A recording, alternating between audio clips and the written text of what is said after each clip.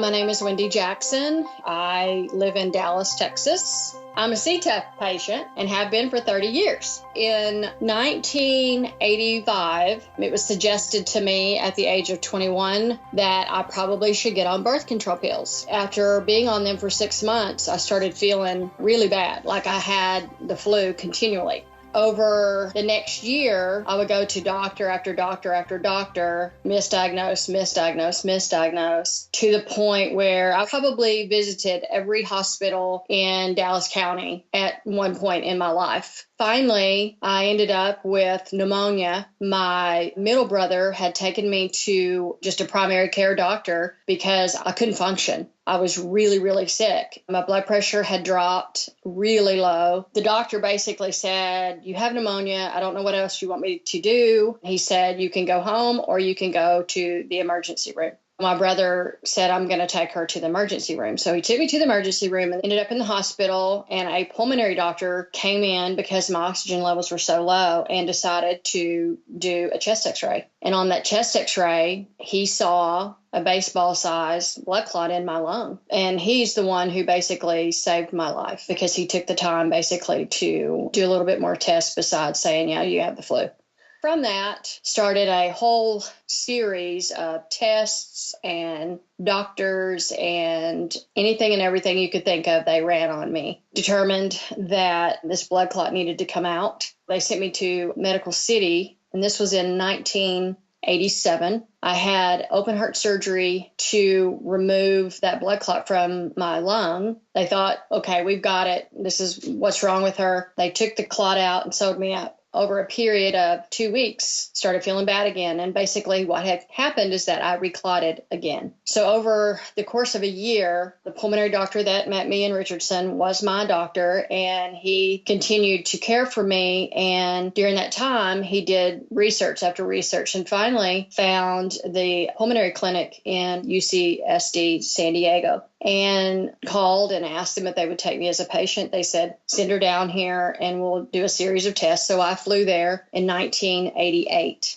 I was there for about a week and determined that I needed to have surgery again. They scheduled surgery for a Monday. They opened me up, took the clot out, and they closed me up. When they removed it, they measured it with a ruler, a wooden ruler, and it was 7 inches long and 10 inches wide. Tuesday, I reclotted. So Wednesday, they went back in, opened me up again, removed the clot again, and decided that they needed to reroute some of my map in there, I guess, as you would say. Couldn't finish the surgery, so they left me open on Thursday in ICU, and then they went back in on Friday, opened me up again, and finished the surgery. From the series of those surgeries, basically started the rest of my life. I was there for about a month, and they sent me back home. I flew back home on an airplane, went back a year later for follow-up. And all of my pressures were good. Everything was normal. Everything was stabilized. And they said, "Go live your life and follow up with a pulmonary doctor in Dallas." And so that's what I did. And while I was there for that second visit, prior to this, my doctors had all said, "You're not going to be able to have children." Well, Dr. Oj was my doctor, and I asked him at that second visit if I would be able to have children. And he said he thought that I would be able to have children, but he suggested that I do it before I was 30. And at this point, I was 25. So the clock was ticking. However, I was engaged, got married, and over a period of a year and a half, and 4 miscarriages, unfortunately, I ended up getting pregnant and having my son. That was an adventure in itself, to try to find a doctor that would take me as a patient and deliver a baby for me, considering my diagnosis, because back then there was no knowledge of what pulmonary hypertension was. The doctors were all very scared of it. I saw a series of specialists, OBGYNs, that all thought that they should do it this way or that way, which caused me to miscarriage. Finally, I went to my sister-in-law's regular OBGYN. He wasn't a specialist. And he said, "We're going to get you pregnant the old-fashioned way." And that's what I did and had my son. So over a period of the next 15 years, I tried every pulmonary medication under the sun. It would work for a period of time and then it would stop working. And so they would switch me to the next greatest thing that was out. And luckily, my doctor's here in Dallas, Texas. The main doctor, her name is Dr. Kelly Chin, and she was trained by Dr. Oj in San Diego. And so I got the best of the best. I call them my posse because I have her and her team. And then I have an electrophysiologist that takes care of my heart. And I have a regular cardiologist that I see yearly. Those are the main people that I see on a regular basis. And without them and without the care and the research that they are able to get their hands on, I wouldn't be here if it weren't for them and the medications that they have developed. So the research for this disease is very, very important. And it's prolonged my life because without the medication, I wouldn't be here.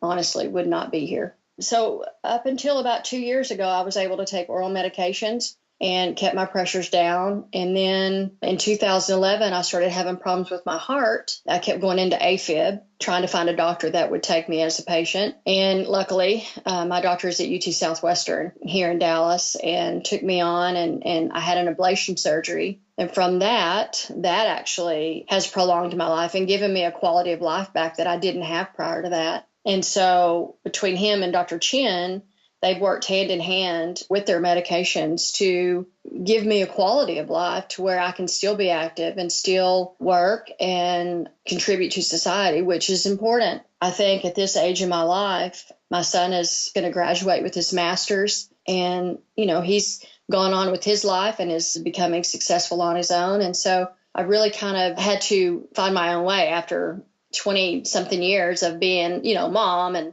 taxi driver and, baseball mom, PTO president, and all those good things. When this last episode happened, my doctor basically came to me and said, your only option at this point is IV therapy.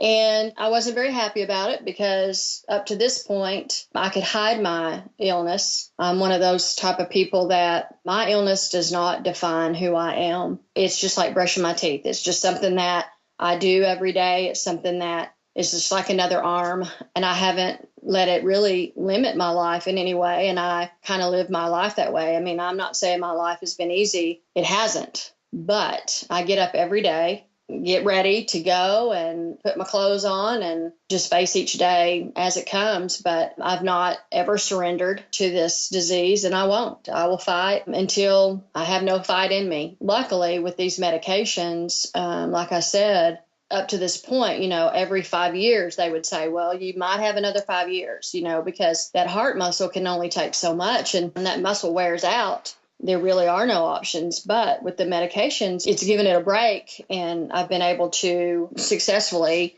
keep going.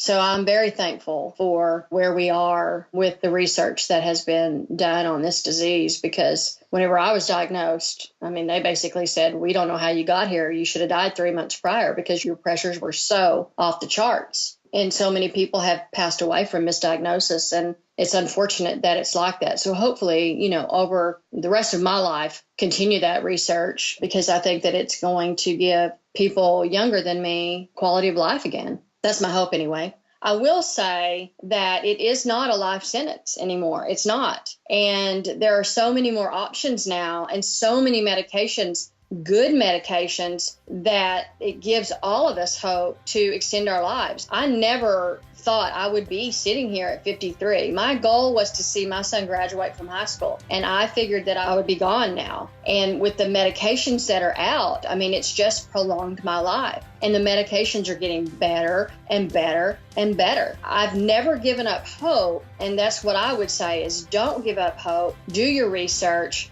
Fight for your life, because it's worth it, and that it isn't a life sentence. It's not. I really, truly feel like if you have a positive attitude, and whatever your faith is, if you pull and reach and grab onto those things, life is so much better based on your outlook toward it. Are you going to let it defeat you? Or are you going to fight it? And I choose to fight. My name is Wendy Jackson, and I am aware that I'm rare.